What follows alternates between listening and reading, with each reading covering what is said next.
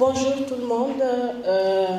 C'est un honneur pour moi d'ouvrir cette session et un réel plaisir de retrouver le groupe quasiment au complet pour la prise en charge d'une pathologie qui est quand même un challenge dans nos différents centres de prise en charge. Ce matin, j'ai l'honneur de vous présenter les formes cliniques et le bilan initial nécessaire pour un rétinoblastome. Le rétinoblastome est une tumeur primitive embryonnaire qui est développée aux dépens des cônes des cellules rétiniennes. C'est une tumeur qui est hautement maligne, qui est génétiquement déterminée et qui se diagnostique le plus souvent avant l'âge de 5 ans, avec très rapidement la menace du pronostic vital de l'enfant. La forme clinique du rétinoblastome se résume essentiellement en 5 points, notamment l'âge, la latéralité, l'aspect anatomoclinique de la tumeur et les aspects anatomopathologiques et enfin la génétique. Pour l'âge, il s'agit d'une tumeur de la petite enfance. L'âge médian au diagnostic est autour de 3 ans dans la littérature générale. Cependant, des formes anténatales ont été décrites, de même que des cas rares chez l'adulte sous forme de rétinocytome, le plus souvent chez l'adulte, chez des parents d'enfants atteints de rétinoblastome. Il s'agit d'une pathologie qui est très fréquemment unilatérale, mais cependant, des formes bilatérales existent et constituent le tiers des cas. La description anatomoclinique de la tumeur prend en compte sa morphologie et son extension. Ces variables sont à la base de classifications bien codifiées permettant le traitement déterminant du pronostic du rétinoblastome. Ainsi, selon la morphologie, la tumeur peut être solitaire ou au contraire plusieurs foyers sur la même rétine. Sa taille varie en fonction de l'évolution et souvent rapidement. Sa coloration est blanche, donnant son aspect au reflet de la pupille. C'est ça qui détermine la leucocorie. Posant ainsi le diagnostic différentiel avec les anthocories, qui sont les pupilles jaunes, particulièrement dans la maladie de Coats. Et cette tumeur va évoluer progressivement de la rétine vers les tissus voisins par contiguïté. Ainsi, la localisation rétinienne, d'abord circonscrite, est de meilleur pronostic et doit retenir l'attention de tout protocole de dépistage précoce à travers des signes d'alerte comme le strabisme unilatéral permanent. Au-delà de ces stades, l'extension va se faire progressivement vers les autres tissus oculaires, notamment vitréens, notamment intrarétiniens, la coque sclérale et les tissus du segment antérieur, voire même les cellules tumorales dans la chambre antérieure.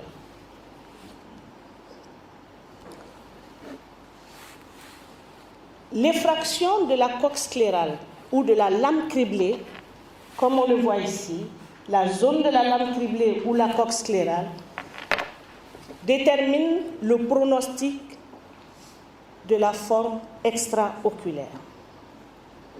Elle est d'abord orbitaire par l'envahissement du contenu de l'orbite. Donc la tumeur va évoluer du globe oculaire, envahir l'orbite et contaminer tout le tissu intraorbitaire. Puis, la tumeur est dite extraorbitaire lorsque la tumeur franchit le canal ou alors la tumeur va franchir les limites de l'orbite. Ces formes orbitaires sont de véritables processus inflammatoires tumoraux qui stimulent fortement, comme on le voit ici, un œil inflammatoire et particulièrement des uvéites ou des cellulites. Donc, il faut prendre garde de ne pas les confondre avec une cellulite orbitaire amenant le retard au diagnostic. Au-delà de ce stade, le rétinoblastome dit extraorbitaire est au-delà de toute possibilité thérapeutique curative. C'est des formes dites historiques dans les livres, mais c'est notre quotidien dans nos différents centres. La taille de la tumeur, son site et l'envahissement sous-rétinien sont des critères de cette classification, dite ABC, et qui comporte 5 stades, du groupe A au groupe E.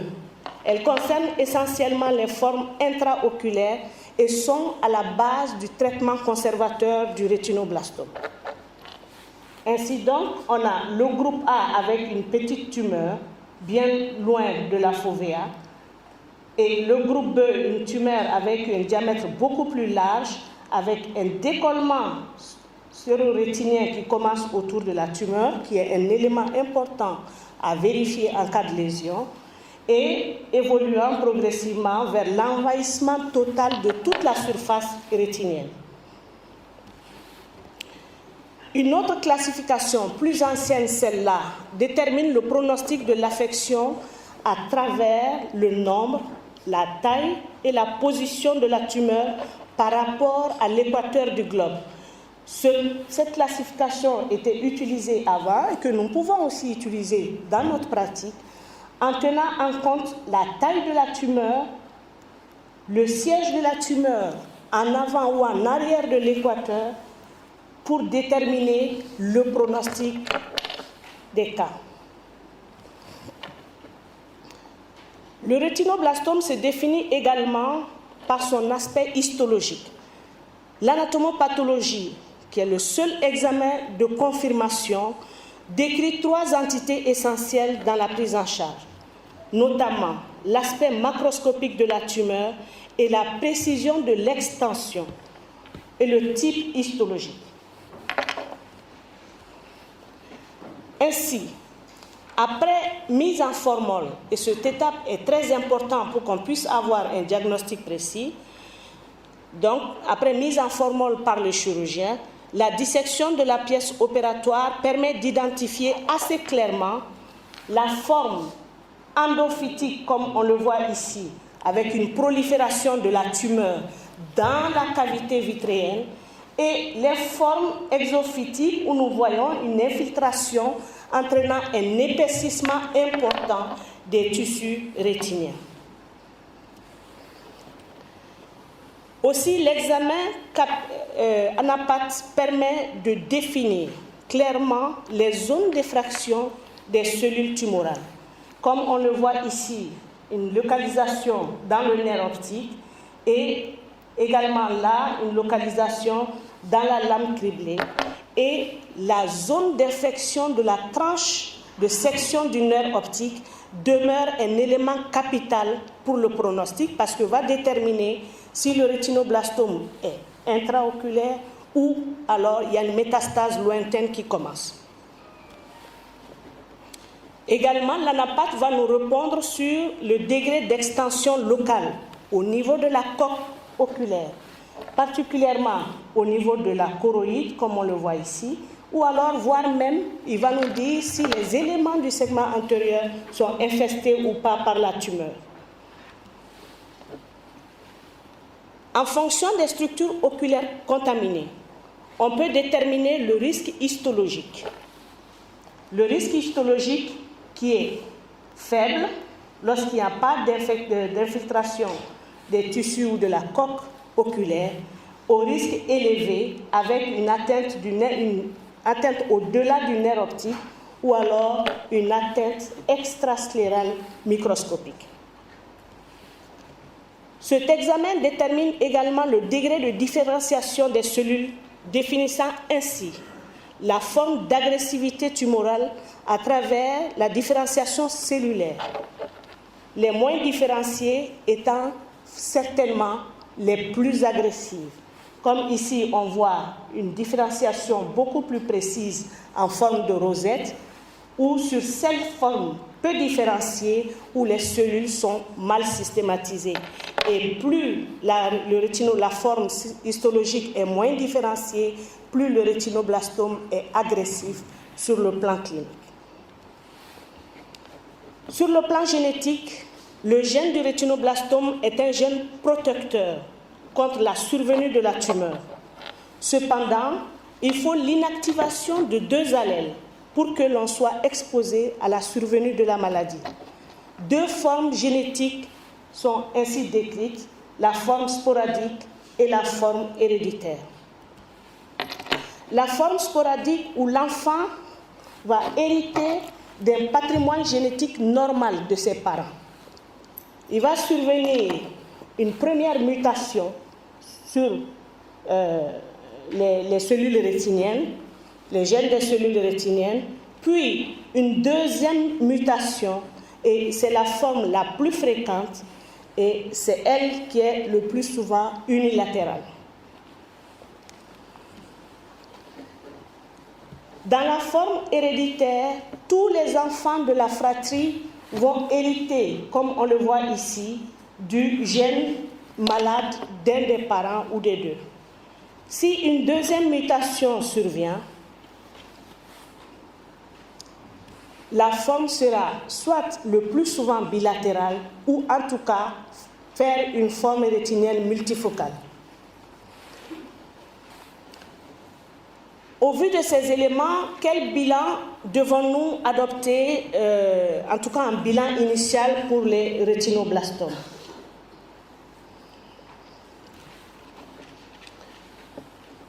Le rétinoblastome est une affection à prise en charge multidisciplinaire. C'est une obligation. Nul ne peut guérir seul un rétinoblastome. D'où l'intérêt d'avoir les différents acteurs réunis autour de la pathologie, comme on le fait ici ce matin. D'abord, le rôle de l'ophtalmo.